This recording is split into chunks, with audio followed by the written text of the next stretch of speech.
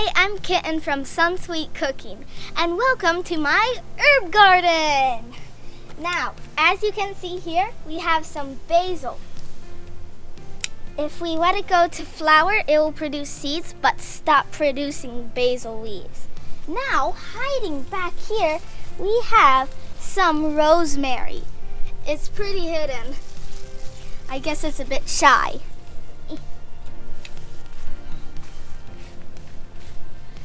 This is some of my fennel. Now here we have some of my garlic and curled parsley. Now there is a difference between curled parsley and flat leaf parsley. Flat leaf parsley has more flavor, while curled parsley has less of a robust flavor.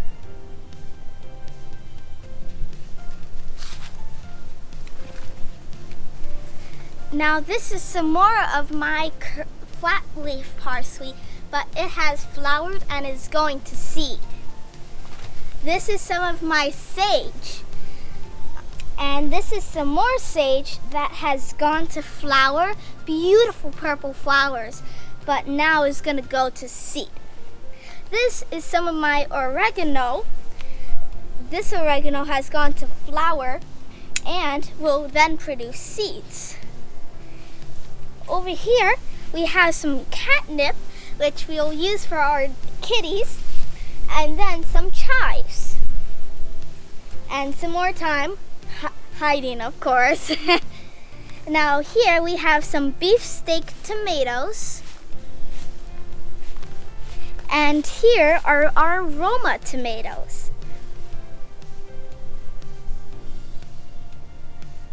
But that's basically my entire herb garden.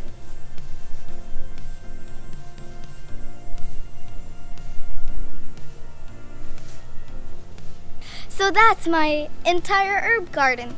But meet me at the kitchen.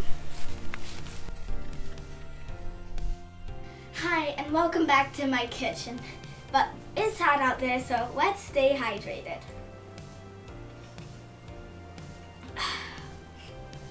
So much better. Now, as you can see, I've harvested the herbs from my garden, as you could see earlier. So this is my flat leaf parsley. It has nice fat leaves.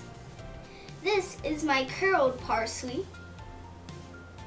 My basil. My thyme with the teeny tiny leaves. My rosemary. My sage, and my oregano. Let's talk about my basil. So basil has a licorice-like flavor with notes of orange, but do not put it in your fridge because it is perishable. Italians use it in a lot of dishes, from tomato soups all the way to pesto. But you also want to add basil near the end of your cooking process because it is considered a delicate herb. Parsley is used in grilled veggies, roasted potatoes, soups, stews, and pastas. Do you have time to talk about thyme? So, thyme has a very strong, woodsy, almost minty flavor. And a little bit goes a long way. Thyme is used best in chicken, meat, and potatoes. But thyme is a hearty herb, so cook it well. When used with beef, it rounds out the flavor and adds a touch of depth. I meant depth. It adds a savory flavor to most veggies and is great with cheese and eggs. Now, sage. It is the unsung hero of the kitchen. It has a pungent, musky aroma. Ooh, that's good. sage goes very well with pestos. It also goes very well with fatty foods such as pork, duck, goose, and certain fish. It also goes very well with butter sauces because butter is a fat. Now for our woody stemmed rosemary. This rosemary is typically used in Mediterranean cuisine, such as stews, soups, roasted vegetables, breads, stuffings, even meat, but not cereal. Do not put it on your cereal. Trust me. Oregano is a very bold herb. A small bit goes a long way.